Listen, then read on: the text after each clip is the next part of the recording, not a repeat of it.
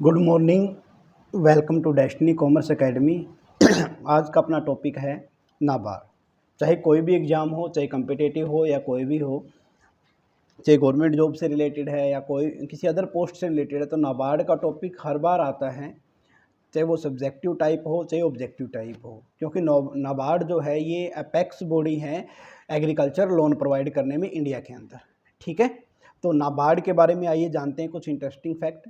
First one, in history के regarding यानी background दिया गया है नाबार्ड का। तो सबसे पहला क्वेश्चन तो यही बनता है कि इसकी फुल फॉर्म क्या है।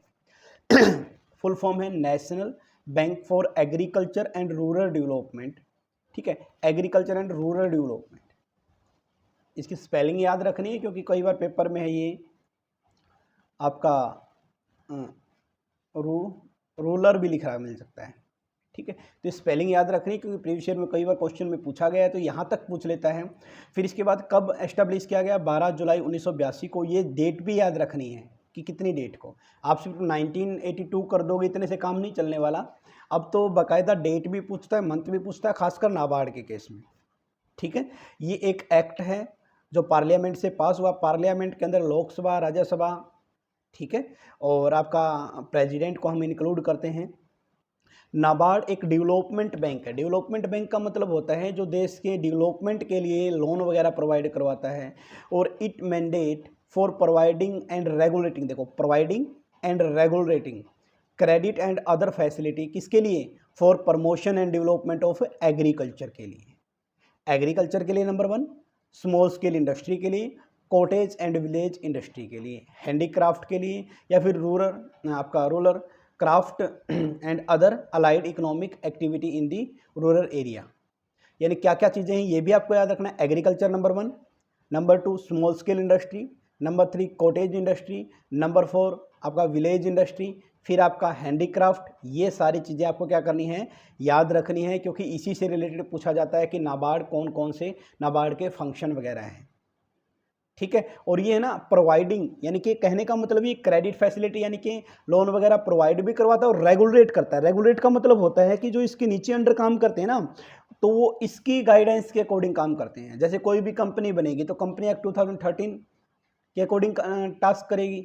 ठीक है, पार्टनरशिप है तो पार्टनरशिप एक्ट के अकॉर्डिंग चलेगी, और इंश्योरेंस वाली है तो इरडा के अकॉर्डिंग चलेगी। तो वैसे ही कोई भी आपकी एंटिटी है, वो अगर कोई भी इंस्टीट्यूशन है जो agriculture, small scale industry, cottage या विलेज इंडस्ट्री या हैंडीक्राफ्ट से रिलेटेड लोन वगैरह प्रोवाइड करवाता है, तो इसकी गाइडेंस के अकॉर्डिंग ही काम करता है। ये याद रखना है आपको।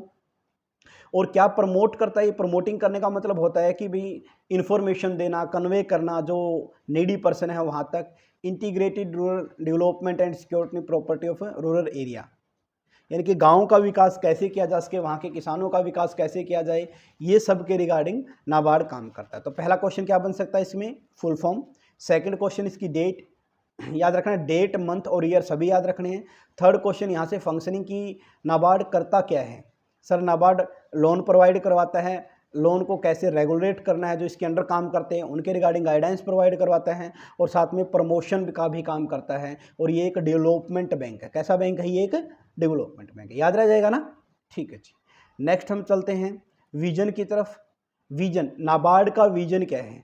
Development bank of the nation for, किसके लिए? Fostering rural prosperity. ठीक है, मतलब गांव की के अंदर जो संपदा, आप बोल सकते हो कि संपन्न कैसे बना सकते हैं, यानी कि विकसित कैसे बना सकते हैं, गांव को डेवलप्ड कैसे कर सकते हैं और जल्दी से कैसे कर सकते हैं, वो इसका विजन है। मिशन के रिगार्डिंग क्या दे रखा है? Promote sustainable and equitable agriculture and rural development through participative financial and non financial intervention. यानी कि फाइनेंशियल पैसे तो प्रोवाइड करता है, साथ के साथ ये गाइडेंस भी प्रोवाइड करता है, रेगुलेट करता है जो इसके अंडर काम करते हैं। सीड भी इसके अंदर आप बोल सकते हो कि आता है। Innovation, technology and institutional development for the scrutiny of prosperity, यानी कि कैसे उसको डेवलप किया जा सकता है, कैसे उसको संपन्न किया जा सकता है। ठीक है, यानी कि आप ये मान सकते हो कि जैसे अपने इंडिया के अंदर गरीबी हटाओ एक नारा हो गया, एक मिशन हो गया, विजन हो गया, फॉर टाइम मतलब विजन हो गया एक टाइप का, और उसके लिए हम क्या एफर्ट कर रहे हैं। ठीक है, वो आ जाता है विजन या आपका मिशन के अंदर। गरीबी हटाना और उसके लिए एफर्ट करना, ये विजन और मिशन के ही पार्ट होते हैं।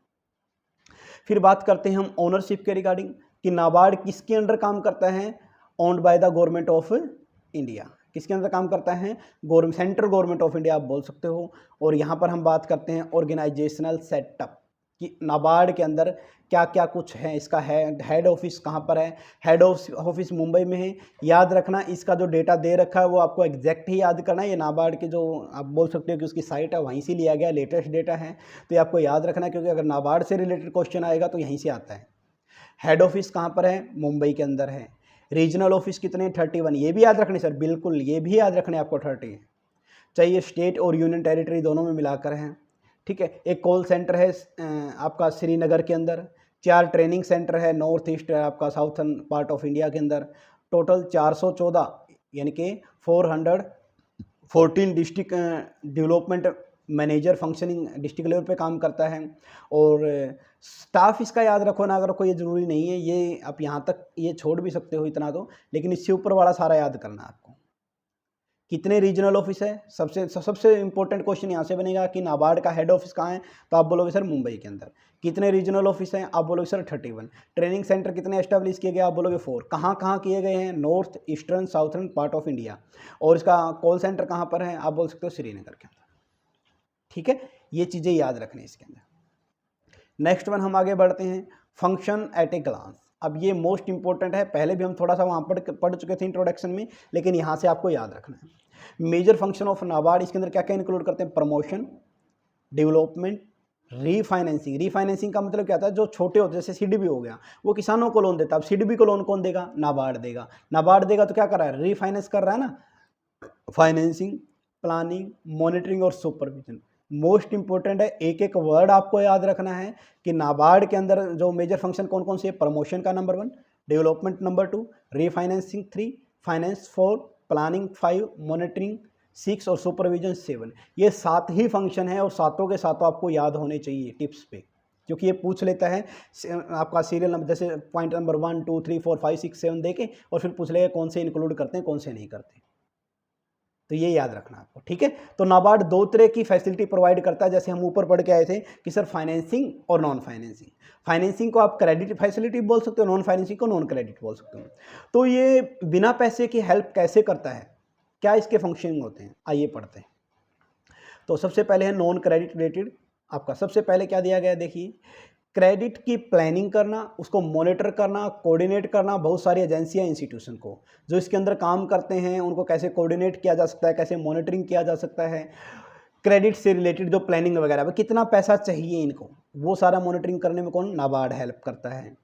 इसके अलावा गवर्नमेंट ऑफ इंडिया, आरबीआई है या कोई स्टेट गवर्नमेंट है, उनको अपने एग्रीकल्चर या रूरल डेवलपमेंट से रिलेटेड कोई पॉलिसी वगैरह बनानी है तो ये हेल्प करता है, ठीक है। कोई भी इंस्टीट्यूशनल डेवलपमेंट है या बिल्डिंग कोऑपरेटिव या रीजनल आरआरबीज, इनको स्ट्रेंथ देता है कौन, आपका जो गांव का। कहने का मतलब कोई भी ऐसा इंस्टीट्यूशन जो नाबार्ड के अलावा जो विलेज को प्रमोट करने के लिए, उसके डेवलपमेंट करने के लिए काम करता है ना, उसको ये नॉन क्रेडिट हेल्प भी प्रोवाइड करता है कि आपको क्या करना चाहिए क्या नहीं करना चाहिए। इंस्पेक्शन भी करता है ये, एक तो स्टैच्यूटरी इंस्पेक्शन और एक वॉलंटरी, मतलब एक तो करना ही पड़ता है और एक इसकी मर्जी है, मतलब कोई करवा सकता है। स्टैच्यूटरी जो इंस्पेक्शन है वो आरआरबी क्या करता है, ये स्टेट कोऑपरेटिव बैंक का करता है, डिस्ट्रिक्ट सेंट्रल कोऑपरेटिव बैंक का करता है।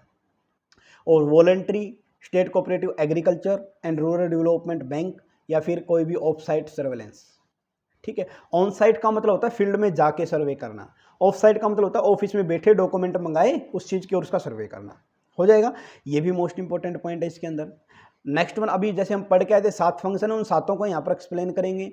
Promotion development initiative in the area of farm, micro finance. Micro finance का मतलब लोअर लेवल पर जाके फाइनेंस प्रोवाइड करना।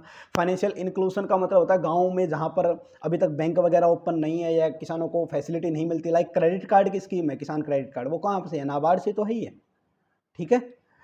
इसके अलावा supporting the financial inclusion effort of the RRB या कोऑपरेटिव बैंक।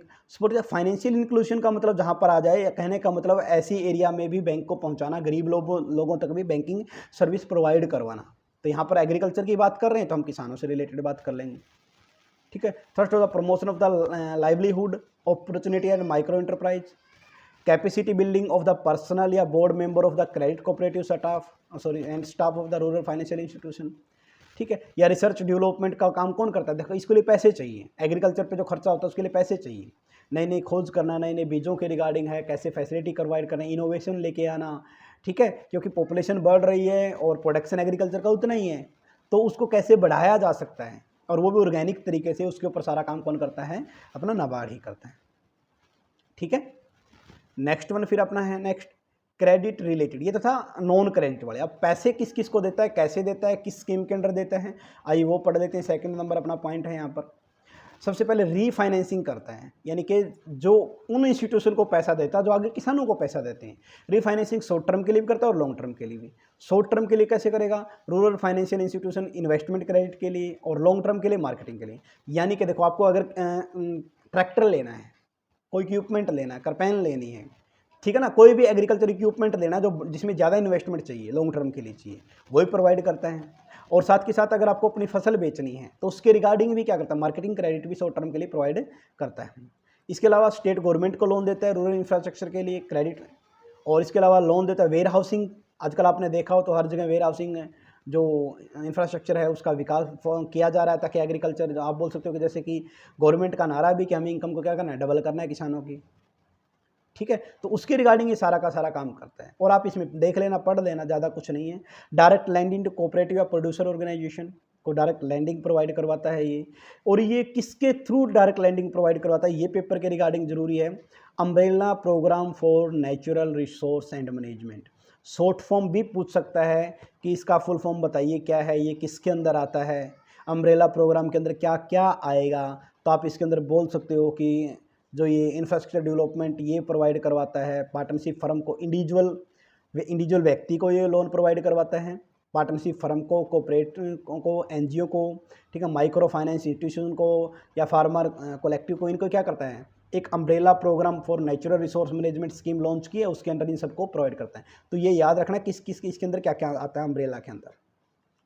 ठीक है, नेक्स्ट वन हम आगे बढ़ते हैं, पार्टनर इंस्टीट्यूशन एंड क्लाइंट, कि कौन कौन से इसके पार्टनर, क्रेडिट रिलेटेड कौन से, डेवलपमेंट रिलेटेड, मतलब कौन कौन से ये इंस्टीट्यूशन हैं इसकी, जो इसका मेन एम था ना, जैसे वो फाइनेंस करना, रिफाइनेंस करना, प्रमोशन करना, एग्रीकल्चर का डेवलपमेंट करना। ठीक है, इस फंक्शन को आप बोल सकते हो कि ग्राउंड लेवल तक कौन लेके जाएगा, तो कौन इसके पार्टनर है, कौन इसके सहयोगी हैं जो इसके टास्क को कंप्लीट करते हैं। ठीक है, तो उससे रिलेटेड ही बात की गई है। तो फर्स्ट वन दिया गया है नंबर 1 अपना क्रेडिट रिलेटेड, पैसे से रिलेटेड ये कैसे पहुंचाता है, आम किसानों तक पैसा कैसे पहुंचाएगा, कि पब्लिक डीलिंग तो ये करता नहीं, तो कैसे करेगा, तो आ जाएगा आपका शेड्यूल कमर्शियल बैंक के थ्रू, गवर्नमेंट, स्टेट गवर्नमेंट के थ्रू, या गवर्नमेंट की कोई बॉडीज, कॉरपोरेशन है, आरआरबी के थ्रू। ठीक है, स्टेट कोऑपरेटिव, डायरेक्ट डिस्ट्रिक्ट, की सब क्या है, ये पॉइंट आपको याद करने हैं। SPV, special purpose vehicle. ठीक है, एसपीवी के ऊपर है भी अपना एसेट सिक्योरिटाइजेशन का एक टॉपिक आता है बिजनेस फाइनेंस के अंदर, तो वहाँ से आप कर सकते हो, अपने चैनल पे मिल जाएगा आपको। इसके अलावा ये था क्रेडिट रिलेटेड। सॉरी, दूसरा आता है आपका डेवलपमेंट ओरिएंटेड, कि विकास के लिए क्या, लॉन्ग टर्म के लिए सीधी बात आ जाती है यहाँ पर, कि लॉन्ग टर्म जो फंड प्रोवाइड करवाता है किसके थ्रू कराएगा, रूरल फाइनेंशियल इंस्टीट्यूशन के थ्रू प्रोवाइड करवा सकता है, एनजीओ के थ्रू, वॉलंटरी एजेंसी के थ्रू, सेल्फ हेल्प ग्रुप के थ्रू। ये सेल्फ हेल्प ग्रुप जो फीमेल का है, आपने सुना होगा, अभी टीवी वगैरह में भी आता रहता है कि कुछ गांव की महिलाएं हैं वो इकट्ठी होकर वहाँ के जो बैंकों से नहीं जुड़े हुए उनसे पैसे कलेक्ट करते हैं और फिर उनको इकट्ठा करके बैंक में जमा करवा देते हैं, उनको जो ब्याज मिलता है वो मिल जाता है। कहने का मतलब है कि जो आम तबका है, जो दिहाड़ी मजदूरी वाले हैं, उनको बार बार बैंक में नहीं जाना पड़ता, यही उनकी हेल्प करता है। Rural innovative joint liability group से फार्मर गाइड ये हो जाता है। और अगर कोई प्रॉब्लम है किसी को भी, तो उस प्रॉब्लम का ग्रीवेंस का मतलब होता है समाधान कैसा होगा, उसका मैकेनिज्म कैसा होगा, कोई प्रॉब्लम को कैसे सोल्व आउट किया जा सकता है। तो इसका एक हेड ऑफिस है मुंबई में, आप वहाँ पर जाकर काम कर सकते हो, मतलब वहाँ पर जाकर बता सकते हो अपनी कंप्लेंट, या फिर इसका टेलीफोन नंबर दिया गया, ये ओरिजिनल टेलीफोन नंबर है, कोई फेक नहीं है, आप ट्राई कर सकते हो। ठीक है, आरआरबी डेवलपमेंट, ये सारा का सारा किसका लिए दिया गया है, अगर कोई प्रॉब्लम है वो। तो सबसे इंपॉर्टेंट जो यहाँ पर समझने वाला था, कोई भी कंप्लेंट रिसीव हुई है तो उसको 30 दिन के अंदर अंदर क्या करना है, डिस्पोज करना है, उसका समाधान करना है। अगर कोई वीआईपी रेफरेंस, देखो नाबार्ड अपने अकॉर्डिंग तो काम करता ही करता है। अभी गवर्नमेंट के ओनर इसका कौन है, गवर्नमेंट है। अब गवर्नमेंट, अगर गवर्नमेंट इसको बोले कि इस टास्क पर पहले काम करो, वीआईपी रेफरेंस बोलते हैं उसको, इस टास्क पे पहले काम करो, तो पहले उस टास्क को कंप्लीट करता है। और नॉर्मल अगर किसी की कोई कंप्लेंट है उसको 30 दिन के अंदर ये सोल्व आउट करता है। ठीक है, तो ये था नाबार्ड के रिगार्डिंग। इसमें आता क्या है, नाबार्ड से रिलेटेड बेसिकली पूछा जाता है कि नाबार्ड क्या होता है, इसके फंक्शन विजन वगैरह क्या है, खासकर फंक्शन से रिलेटेड क्वेश्चन आता है, कब बना, ठीक है, कितने रीजनल ऑफिस हैं, फंक्शन क्या है इसके, यहाँ तक ही क्वेश्चन हर बार पूछा जाता है। तो होप शो ये लेक्चर आपको समझ में आया होगा। अगर फिर भी कोई प्रॉब्लम है तो आप कॉन्टैक्ट कर सकते हैं 9812926011। Thank you all of you.